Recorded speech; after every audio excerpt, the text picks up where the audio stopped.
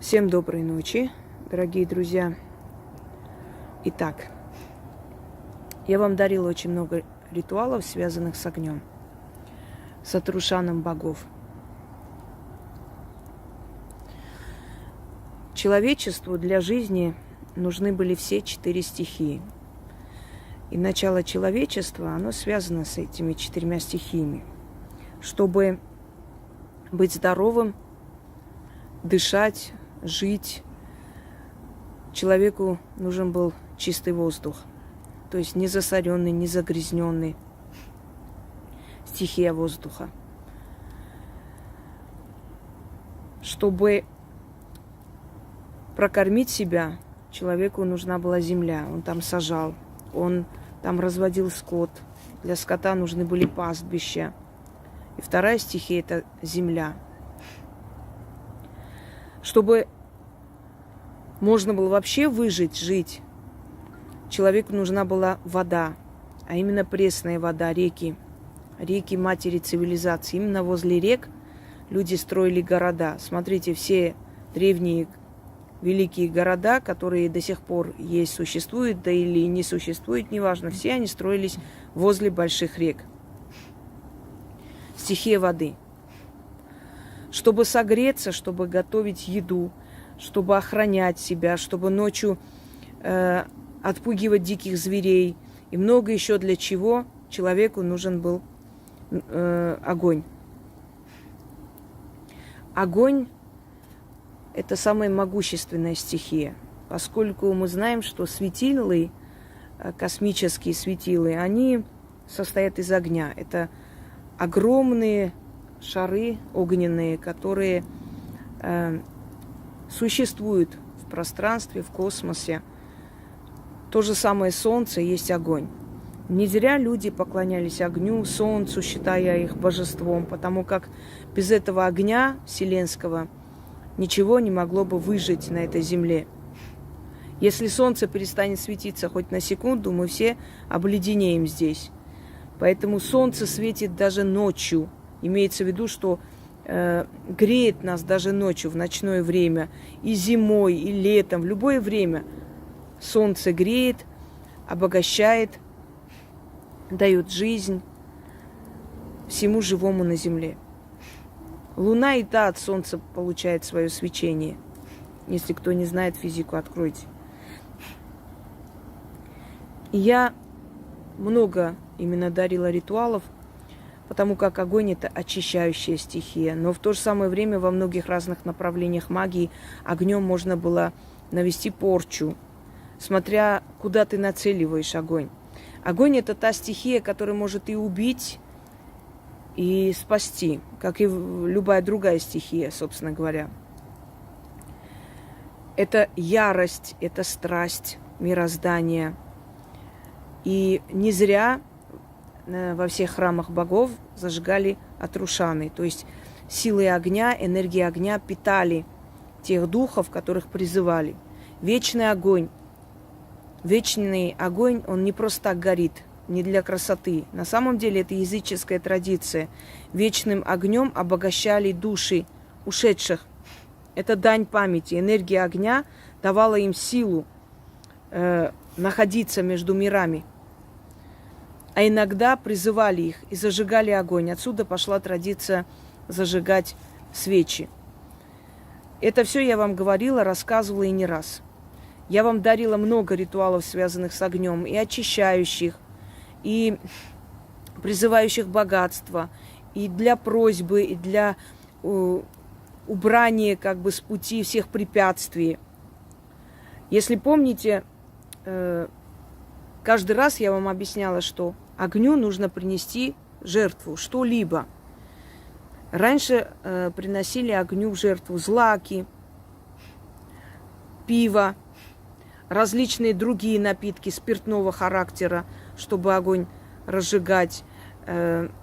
Специальные, то есть особые деревья священные, мира, например, и многое иное. Благовония дарили огню, потому что энергия огня должна что-то поглощать, чтобы что-то вам отдавать. И тогда огонь вас слышит и помогает. Итак, еще хочу вам сказать, что во всех обрядах, во всех направлениях религии, магии, не во всех обрядах, точнее, в определенных обрядах присутствует земля, в определенных обрядах вода, вода чаще намного, да. В определенных обрядах благовоние, это стихия воздуха, так чествуют и благодарят. Но во всех ритуалах практически присутствует огонь. Это в виде свечей. Практически во всех ритуалах есть свечи. Это говорит о том, что огонь – это та стихия, которая обогащает.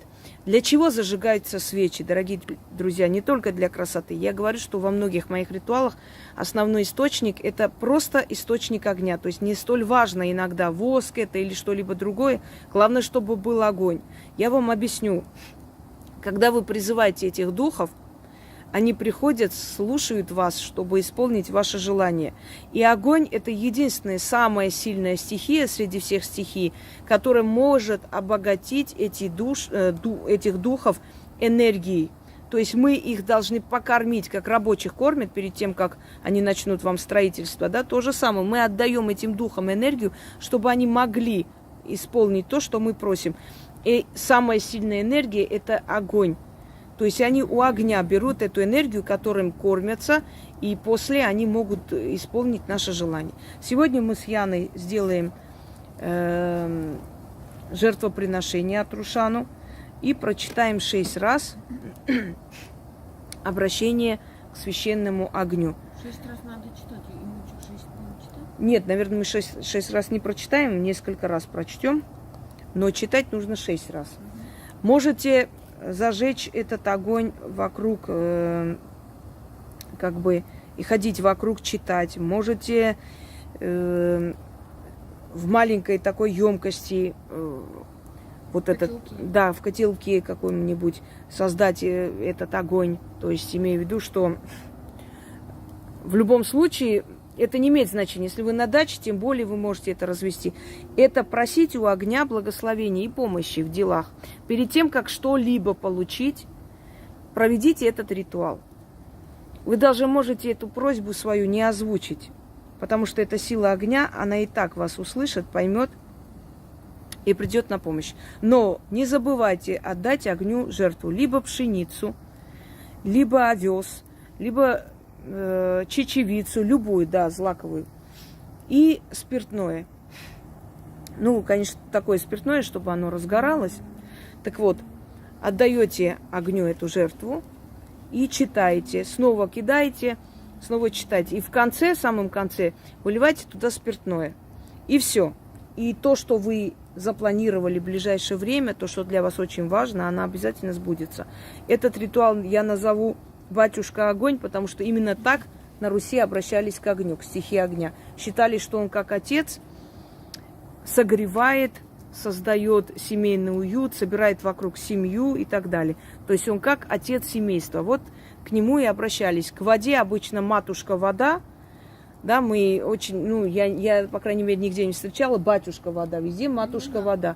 А к огню обращались батюшка огонь. Считали, что вода и огонь – это две стихии, парные стихии, то есть муж и жена во Вселенной. Итак, начнем. Обращаюсь к силе великого огня. О великий и ярый, послушай меня. Я с поклоном к тебе и с чистой душой. Благослови меня, сила огня. Пусть все лихое уйдет от меня. Сожги все преграды и черные притки. Сожги мне мешающие зла капканы и нитки. Ты огонь, поклонение от Рушана богов. Ты меня понимаешь и видишь без слов. Но великим богам верность храня, я стою и молюсь у святого огня. Благослови меня, ярый Отец. Дай мне познать мирной жизни венец. Грей мою душу и судьбу своим жаром. А вот врагов моих сожги ярым пожаром. Будь благословенен, батюшка огонь, на веки вечные и через века. Заклинаю.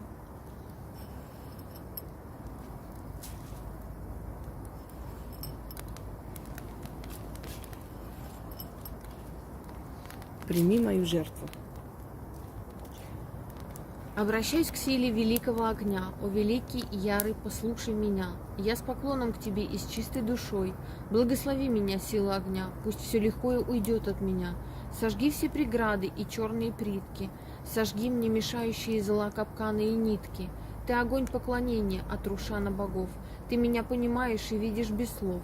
Но великим богам верность храня, я стою и молюсь у святого огня. Благослови меня, ярый Отец, дай мне познать мирной жизни венец.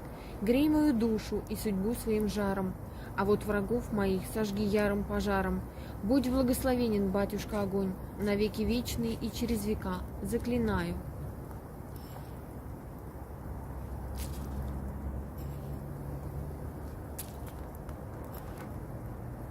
Прими мою жертву. Обращаюсь к силе великого огня. О великий и ярый, послушай меня. Я с поклоном к тебе и с чистой душой. Благослови меня, сила огня.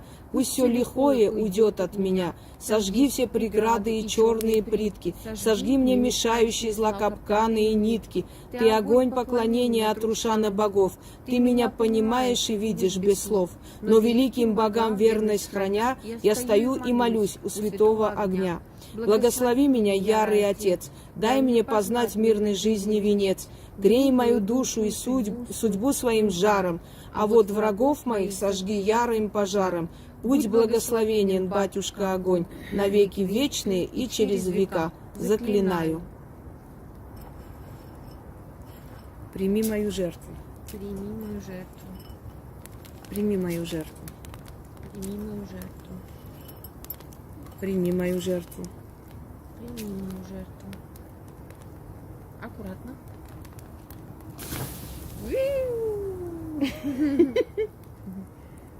Давай.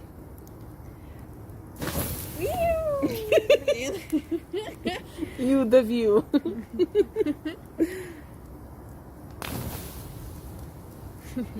Все. И пусть вам поможет батюшка огонь. И главное, Всем не удачи. сгорите. Да.